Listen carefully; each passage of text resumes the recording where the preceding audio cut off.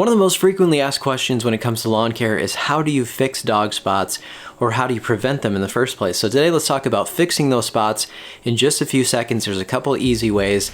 If you have a widespread area though of a lot of dog damage, we'll also talk about some options with that. Let's get right to it. A lot of people hope that there's some magic formula to prevent dog spots in your lawn, but there are a couple ways that you can help to prevent these. So I don't know if this would be considered easy or not, but you can definitely try to train your dog to go in an area that's not on the lawn. Maybe that's easy, maybe it's not, but if you have a puppy, I would definitely try to train them to go in a certain area that's not on the yard if you want to prevent spots. The second thing that you can do is just simply take a watering can, like a garden watering can, and water down that spot where they go. So what you want to do is just simply dilute that spot with water. We have a hose out back here connected at all times where our dogs go, and so it's fairly simple. Just grab that hose, water down a little spot if you have to. Essentially though, in the backyard, I kind of just let them go wherever they're going to go.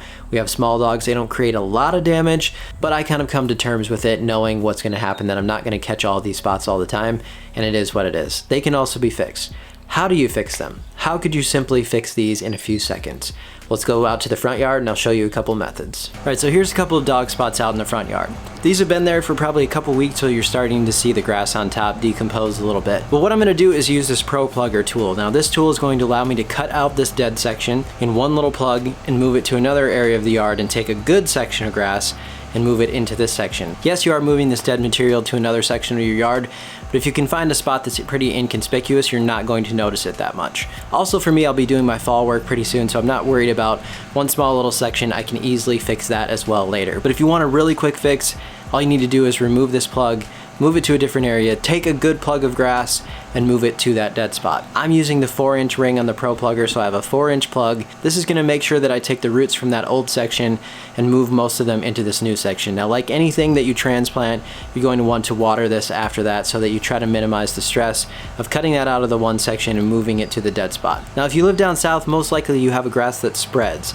So instead of adding seed or anything like we have to do up in the north, you can take these plugs, move them to different parts of the yard. You can actually create a whole yard with plugs if you really wanted to, and this is done in certain situations. So you just put those plugs in, let them spread into any other areas, and you won't need to use seed in most cases. So let's say though that you have a larger area, you have a whole bunch of damage that's been created. It's not just one or two little spots here and there. Well, in a cool season environment like we're in, then you're going to need to do some renovation work. It's getting close to the fall season. You will be doing that with some seed. So I'll take this slightly larger spot right here and show you what I would do with that. Remove a lot of that dead material that's there on top.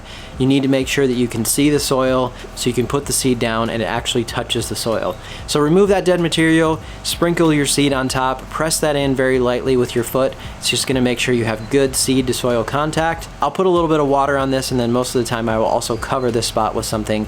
In the past I've used something like peat moss, just a light sprinkle on there to hold in more moisture on top of that seed. Or you really don't technically have to use anything, but you want to now water this spot every day. If you just go out a couple times a day and hit that with a little water, keep that seed from drying out. With ryegrass right here that I'm using, it should only take about 3 to 4 days to see that actually germinate and start to grow some new plants. So if you have a larger area that you need to tackle, you're gonna need to remove that dead material, get the seed down on there, lightly press it in, then make sure you keep the water going on there so it doesn't dry out. Down in the warm season areas of the south, you can use those plugs for larger areas because they will spread. Bermuda grass, zoysia grass. Now, how fast they spread depends on the grass type, but you can just use those plugs and let them go wild and fill in those areas. After you fix these areas is when you're gonna wanna go back to those first steps. Try to train your dog off of the lawn or start putting water down where they go so that they're not going to continue to do damage. And otherwise, this is just gonna be an ongoing problem that maybe you have to live with in certain areas. It's all up to you, but if you're interested in more lawn renovation, check out some videos right here that I have on fixing different things.